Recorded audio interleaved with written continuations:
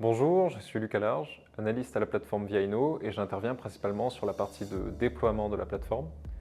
Alors, ce déploiement consiste à appliquer les méthodes de la plateforme au cas concret des acteurs de l'innovation, donc que ce soit des entreprises, des organisations publiques ou directement des chercheurs. Et concrètement, ce déploiement s'adapte aux besoins des commanditaires.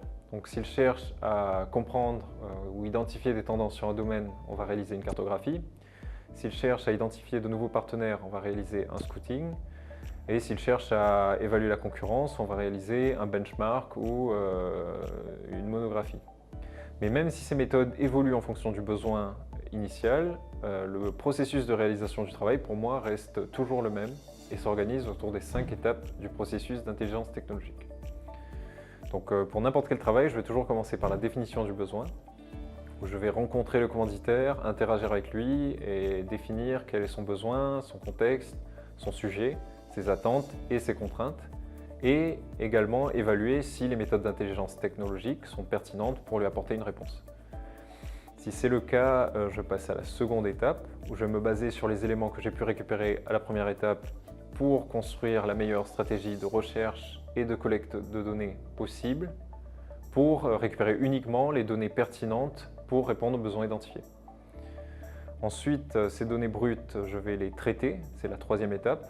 Donc, je vais les nettoyer, les consolider lorsqu'elles viennent de différentes sources et y rajouter des informations supplémentaires pour les préparer pour l'analyse. Justement, la quatrième étape, c'est celle d'analyse.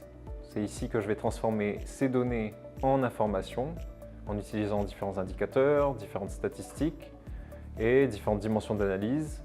Tout ça toujours centré autour du besoin initial.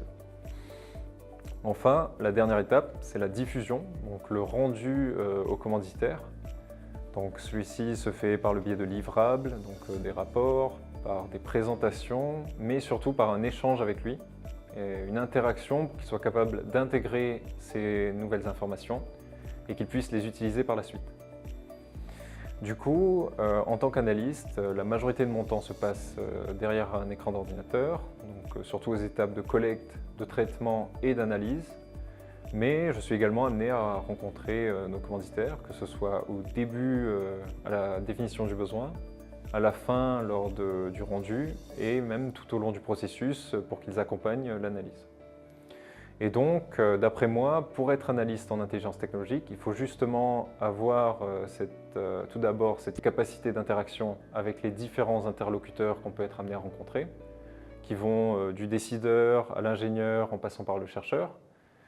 Il faut également avoir un intérêt particulier pour l'analyse de données, qui est au centre du métier, et également une certaine curiosité pour être en mesure de traiter n'importe quel sujet.